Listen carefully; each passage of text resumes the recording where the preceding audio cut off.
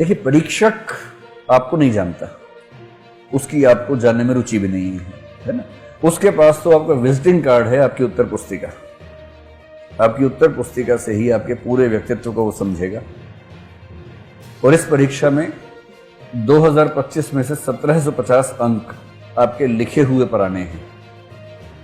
लेखन सुंदर होना चाहिए, लेखन में प्रभाव ऐसा हो कि कोई परीक्षक आपका उत्तर पढ़े तो उसके मन में ये भाव है कि बस इसी बच्चे को ढूंढने के लिए सारा प्रपंच रचा गया था, और वो आपको बहुत अच्छे अंक देके, मतलब कम से कम उसकी तरफ से आपके आईएएस बनने की बाधाएं समाप्त हो जाएं।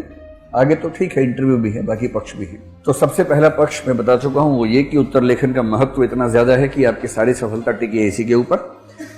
इससे अंतर इतना पड़ता है कि मतलब दो तरह के लोग, अगर मैं आपको एग्जाम्पल देके बताऊं, निशांत जैन को इतना ऊंचा रैंक मिला, मैं लाख कारण आप सब उसके गिन लीजिए। मुझसे जब जब पूछा जाएगा, मैं निशांत से भी कहता हूं, सबसे कहता हूं कि सबसे बड़ा कौशल उसका लेखन कौशल है। एक लड़का उसका 36वां रैंक आईएएस में है पहले अटेम्प्ट में, और उसको खुद पे भरोसा नहीं था। उसने मेंस देने के बाद तय किया कि मैं विषय बदल के फिर तैयारी करूंगा।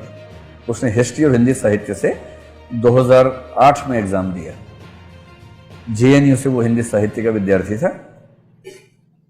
जब उसने दे दिया एग्जाम तो उसको लग रहा था कि मैं हिस्ट्री में बहुत अच्छा लिख नहीं पाया हूं, मुझे भरोसा नहीं जम रहा, मैं हिस्ट्री छोड़ के फिलॉसफी लेना चाहता हूं।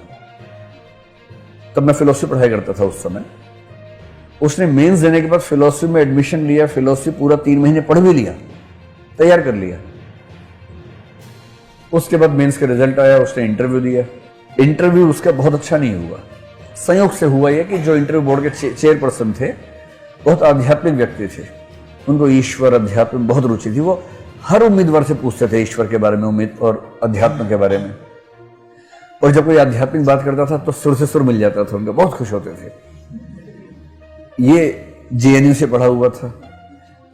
जेएनयू में ह्यूमैनिटीज बैकग्राउंड में विचारधाराओं का जो असर है, उसमें गैर आध्यात्मिक विचारधाराएं केंद्र में रहती हैं। थोड़ा बहुत वामपंथ का तड़का, अंबेडकरवाद, स्त्रीवाद, ये सब मुद्दे वहां पर ज्यादा केंद्र में रहते हैं। तो ये विद्यार्थी भी कुछ कुछ उस बेंट ऑफ माइंड का था। चेयरपर्सन ने पूछा, अध्यात्म को लेकर 2-4 सवाल पूछे, ईश्वर को लेकर पूछे। इसने खुल के कहा कि मेरी ईश्वर में कोई रुचि नहीं है। क्या आप विश्वास करते हैं? जी नहीं, मेरा विश्वास है कि ईश्वर नहीं है। ऐसी बातचीत हुई 5-7 मिनट तक। वो लगातार कोशिश करते रहे कि किसी तरह से मान जाए बच्चा, लेकिन बच्चा माना ही नहीं।